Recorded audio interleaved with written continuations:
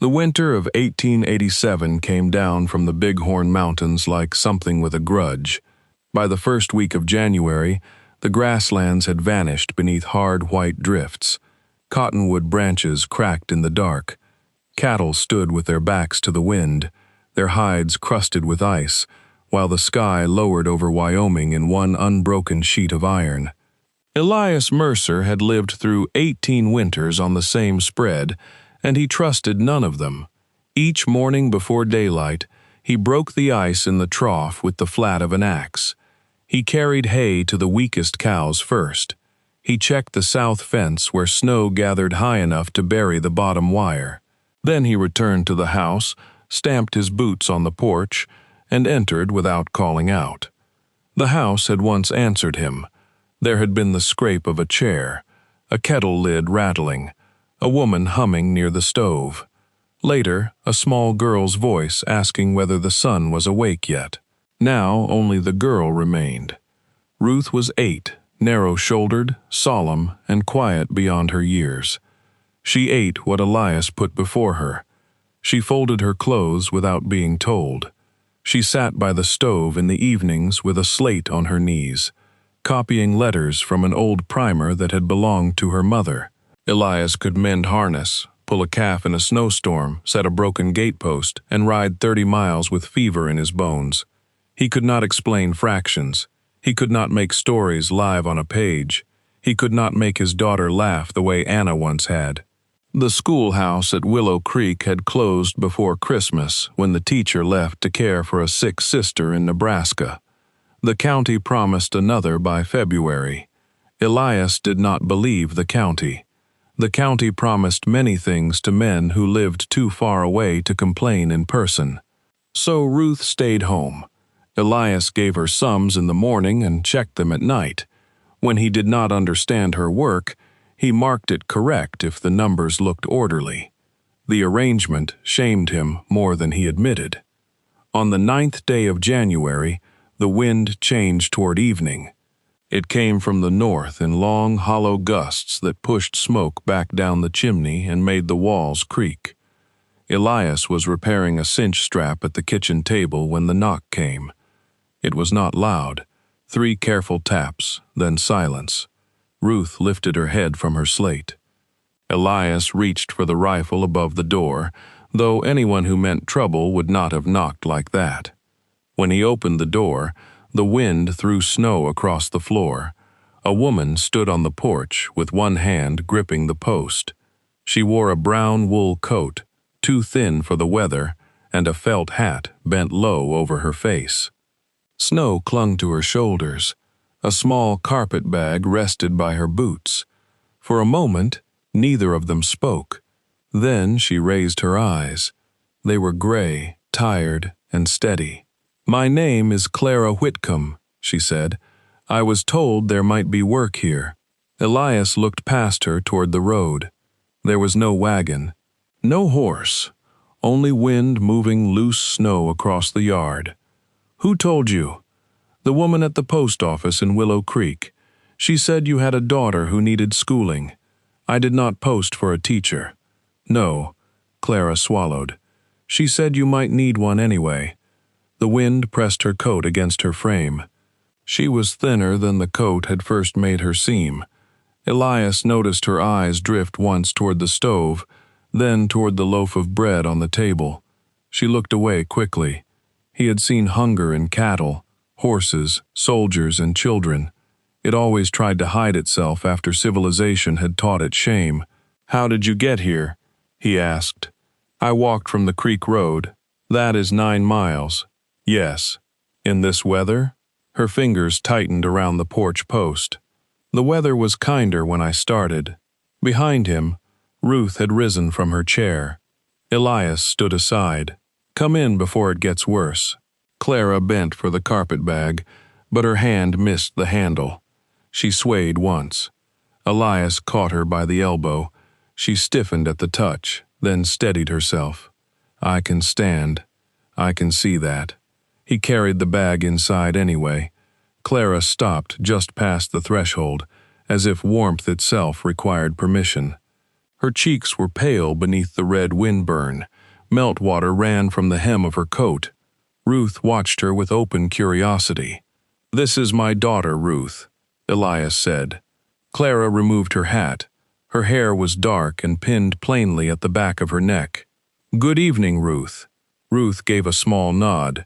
Elias pointed to the chair nearest the stove. "Sit. I came to ask for work, Mr. Mercer. I do not want charity. Sit first. Ask later." She sat. He cut 2 slices of bread, laid cold beef between them, and placed the plate in front of her. Clara looked at it for a long moment. Then she folded her hands in her lap. "I can begin tomorrow," she said. "Lessons, mending, cooking, accounts. Whatever is needed. Eat. I have references. Eat, Miss Whitcomb." Her face tightened, not with anger, but with the effort of keeping something from showing. She picked up the bread and took 1 measured bite. The second bite came faster. By the time Elias turned to pour coffee, half the sandwich was gone. He pretended not to notice. "What do you expect in wages?" Elias asked. "Room, meals, and $3 a week, until the school reopens. $2 if I am to do only lessons." Elias leaned back in his chair. "That is a confident price for someone who walked 9 miles without supper." Clara met his gaze. "Hunger lowers strength, Mr. Mercer. It should not lower the value of honest work." Ruth looked from one adult to the other. Something almost like approval passed across Elias's face, though he hid it by rubbing his jaw. "The spare room is cold," he said. "Roof leaks near the west wall. You would teach Ruth in the mornings. Help with meals. Keep your own things mended. I do not need a housekeeper ordering cupboards. I do not order cupboards." "Good. I reorganize them when they are foolish." Ruth's mouth twitched. Elias saw it. It was the first movement near a smile he had seen in weeks. He looked back at Clara. $2.50. 3. $2.75, paid each Saturday. If the work is done. If the pay is ready. Elias held out his hand. Clara looked at it, then placed her own in his. Her fingers were cold and rougher than he expected. "1 week," he said. "Then we decide." "1 week," she agreed. The storm sealed the road before midnight. By morning, the drifts reached the porch rail, and Clara Whitcomb had become, by weather if not yet by trust, part of the Mercer household. Her first lesson began at 7. Elias knew because at 7 precisely, Clara cleared one end of the kitchen table, set Ruth's slate in the center, and placed 3 books beside it. One was the primer. One was a geography text with a cracked green cover. The third was a book of poems so worn that the title had vanished. Ruth sat with her hands folded. Clara did not begin with sums. She placed a dried bean on the table. "How many ways can you describe this without naming it?" she asked. Ruth looked at the bean, then at Clara. "Brown. That is 1. Small. 2. Hard." Clara nodded. Ruth picked it up. "Shaped like a little ear." Elias paused in the doorway with his gloves in one hand. Clara glanced at him, but said nothing. Ruth continued examining the bean. By the time Elias returned from the north pasture, she had written 6 sentences. Clara worked without fuss. She swept only after lessons. She cooked with what was available. She asked before opening Anna's old sewing chest, and when Elias said yes, she touched the lid with both hands before lifting it. At supper, she did not fill silence merely because it existed. That mattered to him. Many people feared quiet and tried to kill it with questions. Clara let it sit at the table like another guest. Ruth changed slowly. At first, she answered Clara with single words, then whole sentences. By the end of January, she was reading aloud each evening, while Elias repaired tack. Her voice was quiet and careful. When she stumbled, Clara waited. She did not rescue Ruth from every difficult word. She let the girl find her own way through. Elias understood that kind of teaching. It resembled letting a horse learn a crossing, close enough to help, far enough to let courage become its own habit. One night, Ruth read a story about a fox stealing grapes. When she reached the end, she frowned. "That fox was foolish," she said. "Why?" Clara asked. "He said the grapes were sour because he could not reach them. People do that sometimes." Elias pulled the thread tight through a leather strap. Ruth looked at him. "Papa says town is too far because he does not like going." Clara lowered her eyes to hide a smile. Elias kept working. "Town is too far," he said. Ruth laughed. The sound was small and surprised, as though it had escaped before she could stop it. Elias's hands went still. Clara looked toward the stove. No one spoke of it. February came with brighter days and deeper cold. The ranch settled into a rhythm that none of them named. One afternoon, Elias returned early and found Clara standing on a stool, trying to push a tin of flour onto the top shelf. The cupboard had been reorganized. "Foolish, was it?" he asked. She looked down at him. "Dangerously so. The flour has been there 9 years. That does not improve the decision." He reached past her and took the tin. For an instant, they stood close enough that he saw a pale scar near her temple, mostly hidden by her hair. Clara stepped down. "Where did you get that?" he asked. Her hand rose to the scar. A shelf fell at the Casper school. He looked at the newly arranged cupboard. "I suppose you declared war on shelves after that. Only poorly managed ones." The corner of his mouth lifted. It was gone before she could be sure. A week later, Clara repaired Ruth's blue dress with thread so closely matched that the tear disappeared. Ruth turned before the mirror, touching the seam. "Mama made this," she said. "I know," Clara replied. "How?" "Your father told me." Ruth looked toward the barn through the window. "He does not talk about her much. Some things hurt when spoken. Do they stop hurting if you do not speak?" Clara drew the needle through the cloth and considered the question. "No," she said, "but sometimes a person needs quiet before the words are safe." Elias heard this from the mudroom. He remained there longer than necessary, holding a coil of rope. That night, after Ruth had gone to bed, he found Clara washing cups. "Anna died 2 winters ago," he said. Clara set one cup on the cloth. "Fever?" After Ruth caught it, Ruth recovered. Anna did not. The stove popped softly. "I am sorry," Clara said. Elias nodded. She taught Ruth her letters. "I wondered." She had patience. So does Ruth. He looked toward the dark hallway. She did not speak for nearly a month after the funeral. Clara dried her hands. "And you?" Elias looked at her. No one had asked him that. "I had cattle to keep alive." Clara did not repeat the question. She only handed him the last cup to dry. The school at Willow Creek did not reopen in February. A county notice arrived instead, stating that classes would resume in April if a qualified teacher could be secured and sufficient families pledged support. Clara read the notice twice. "You could take it," Elias said. She folded the paper. "They may not offer it to me. You are qualified." That has not always been the deciding matter. He waited, but she did not explain. That evening, she counted the money in her cloth purse.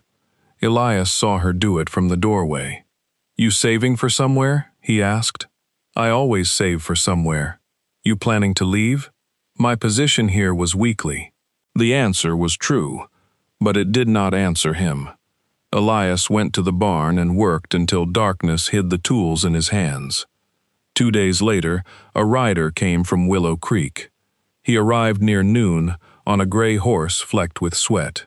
His coat was black, his hat expensive, and his gloves too clean for the road. Elias recognized him as Silas Bell, chairman of the Willow Creek School Trustees and owner of half the freight contracts in the county. Bell dismounted without waiting to be invited. I hear you have a Miss Clara Whitcomb staying here. Elias rested one hand on the pitchfork beside him. What business is that of yours? County business. Then conduct it at the county office. Belle smiled thinly. She is wanted for questioning regarding missing school funds in Casper. The words reached the house before the men did. Clara stood in the doorway, one hand on the frame. Ruth was behind her. Belle removed his hat. Miss Whitcomb. Clara's face had gone still. Mr. Bell. You know why I am here. I know why you say you are here. Elias turned toward her. Bell drew a folded paper from his coat. $43 disappeared from the school account before it closed. Miss Whitcomb kept the ledger. She left Casper before the trustees completed their review. I left after 2 months without wages, Clara said. You left with school property. 3 books and a box of chalk. The trustees told me to dispose of them. Belle glanced toward Ruth's books on the kitchen table. Convenient. Elias stepped between Belle and the doorway. You have a warrant? I have a request that she return to town and answer questions. That is not a warrant. Belle's smile disappeared. You should be careful, Mercer. Harboring a thief can become costly. Ruth moved closer to Clara. Clara placed a hand on the girl's shoulder. I will come tomorrow, she said. Elias looked back at her. No, this concerns me. It concerns my house when a man rides into my yard making accusations. Belle put on his hat. Tomorrow, then. Noon. If she does not appear, the sheriff may be less courteous. He mounted and rode away. The yard remained silent after the hoofbeats faded. Elias turned toward Clara. How much of it is true? Her hand left Ruth's shoulder. The money is missing. And you kept the ledger? Yes. You left before they finished looking into it? Yes. Ruth stared at her. Clara's eyes dropped. Elias felt something close inside him, quick and familiar. It was the same instinct that made him bar a gate before a storm, before he knew whether the clouds would break. Ruth, he said, go to your room. The girl did not move. Now, she went, slowly. Clara entered the kitchen and began gathering her books. What are you doing? Elias asked. Leaving before morning. You cannot walk to town in melting snow. I have walked worse. That is not an answer. She closed the geography book. You asked how much was true. Enough is true to bring trouble here. Did you take the money? Clara looked at him. No. He waited. Her expression changed, only slightly. You do not believe me, she said. I asked. You hesitated. A man is allowed to think. Yes. She placed the book in her carpet bag. And a woman is allowed to notice what he thinks. Elias's jaw tightened. What happened in Casper? Clara stood with both hands on the table. The school trustee there was Amos Vale. He ordered me to record 31 pupils when only 19 attended. County support was paid by enrollment. I refused. A month later, he brought me a corrected ledger and told me to sign it. Did you? No. Then why was the money in your keeping? It was not. I kept the lesson account and supply receipts. Vale kept the county payments. Can you prove it? I copied the original figures before he took the ledger. Where are they? Clara looked toward her carpet bag. In the lining. Elias pulled out a chair. Show me. She did not move. Why? She asked. So I can decide whether Bell leaves town tomorrow with his dignity or without it. For the first time since the rider arrived, something in Clara's face loosened. She opened the bag. The papers were sewn beneath the inner cloth, folded flat and wrapped in waxed linen. There were names, dates, enrollment totals, and payment amounts. Clara had copied every entry in a careful hand. 3 signatures appeared beside sums that did not match the county notices. One signature belonged to Silas Bell. He supplied the Casper school, Clara said. Vale approved invoices for coal that never arrived and desks that were never built. Bell collected the payments. When I refused to sign the false enrollment, they withheld my wages. Then the account was declared short. Why not take this to the sheriff? I did. Vale's brother is the deputy in Casper. The sheriff said he would examine it. That night, someone entered my room. Her fingers touched the scar near her temple. The shelf? Elias asked. Clara shook her head. They pushed me into it while searching my things. The kitchen grew very quiet. Elias looked at the copied pages again. Why did you tell me it fell? Because I needed work, not rescue. A floorboard creaked in the hallway. Ruth was listening. Elias folded the papers. You are not walking anywhere tonight. Clara's eyes hardened. I will not have Ruth frightened because of me. She is already frightened. That is why I should go. No, that is why we finish it. We? Elias met her gaze. You brought this under my roof. I did not know Belle would follow. That is not what I meant. He placed the papers on the table. You brought lessons. You brought order. You brought my daughter's voice back into this house. Belle does not get to ride in and carry that away, because I was slow to trust what was in front of me. Clara looked down at the papers. You were right to hesitate, she said quietly. No. The word came plain and firm. I was afraid to be wrong about someone again. She looked up. Elias had never told her about his younger brother, Daniel. No one in Willow Creek spoke of him anymore. Daniel had borrowed against the ranch after their father died, forging Elias's name to cover gambling debts. By the time Elias discovered it, nearly half the herd was gone. Daniel fled south and never returned. Elias had spent 7 years paying the debt. Trust, after that, had become another thing winter could kill. My brother lied to me, he said. Cost me land. Cost me years. Since then, I have treated doubt like wisdom. Clara said nothing. It is not always wisdom, he continued. Sometimes it is only fear, wearing a respectable coat. The stove ticked as it cooled. Clara sat across from him. What do we do? She asked. Elias slid the papers toward her. Tomorrow, we go to Willow Creek. They arrived before noon. The road was deep with mud where the snow had begun to melt. Elias drove the wagon. Clara sat beside him with the copied records inside her coat. Ruth remained with the neighboring McKenna family, though she protested until Elias promised they would return before dark. Silas Bell waited outside the schoolhouse with Sheriff Harlan Pike and 6 townspeople who had gathered for the spectacle. Bell's confidence faded when he saw Elias climb down with Clara beside him. I expected Miss Whitcomb alone, Bell said. She is not alone, Elias replied. Inside the schoolhouse, Clara laid out the copied accounts. Her voice shook once at the beginning, then steadied. She explained the false enrollment, the unpaid wages, and the invoices. Sheriff Pike read each page slowly. Bell called them fabrications. Then, Elias placed 3 freight receipts on the desk. He had found them in his ranch records before dawn. Bell's company had charged the county for delivering coal to Casper on dates when the same wagon was hauling salt and fencing wire to the Mercer ranch. Elias had signed for both loads. A wagon could not be in 2 places 80 miles apart. Bell stopped smiling. The sheriff sent a deputy to secure the trustee ledgers and advised Bell not to leave the county. There was no gunfight, no shouting, no grand confession, only paper, ink, and a room full of people watching a powerful man discover that numbers could close around him like a trap. Outside, Clara stood beside the wagon with both hands clasped tightly. It may still take months, she said. It might. He may find a way out. He might. She looked at Elias. You are not very comforting.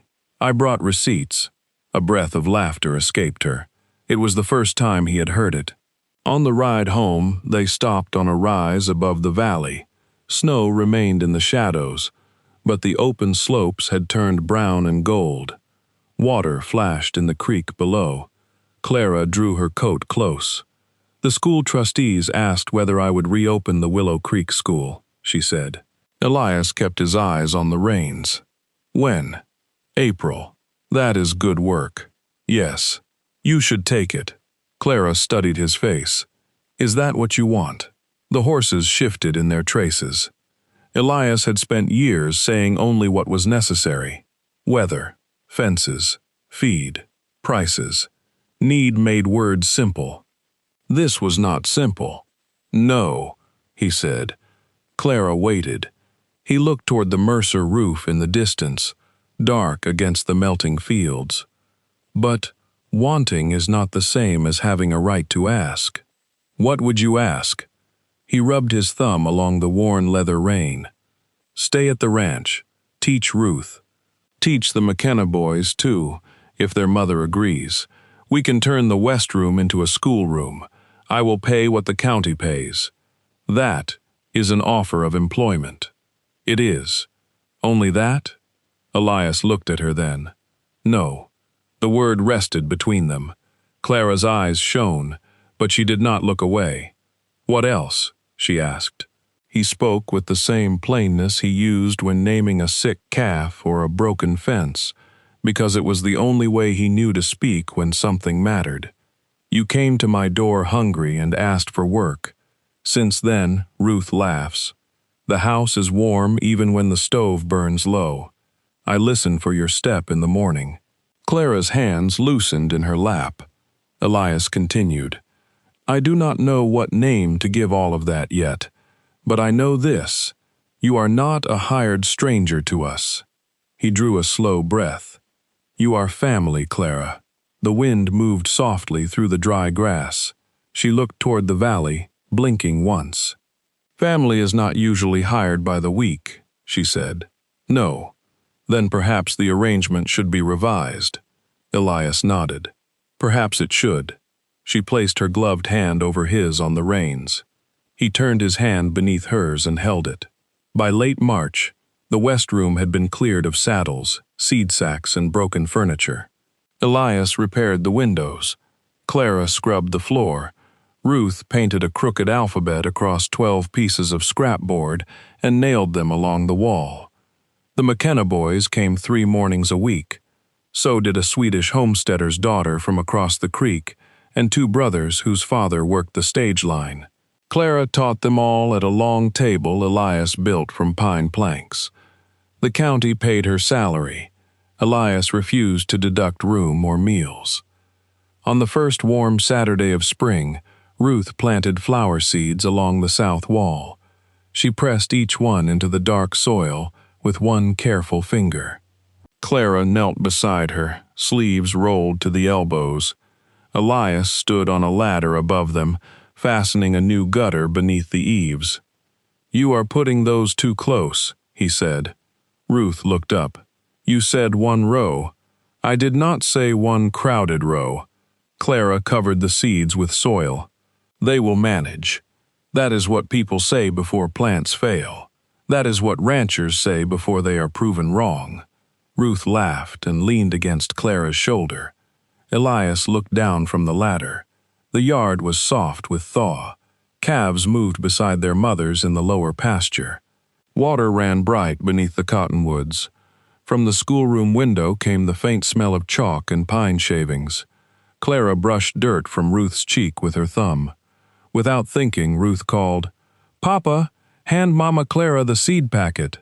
The 3 of them went still. Ruth's eyes widened. Clara lowered her hand. Elias climbed down from the ladder. He picked up the packet from the porch step and held it out. Clara took it carefully. Elias looked at Ruth, then at Clara. "Family needs no correcting," he said. Ruth smiled. Clara's eyes filled, though her smile remained steady. Elias set one hand on Ruth's shoulder and the other at Clara's back. Together, they turned toward the narrow row of earth beneath the window. The seeds were hidden. The ground still looked bare. Nothing had broken the surface yet, but beneath the dark soil, in the first true warmth of spring, roots had already begun.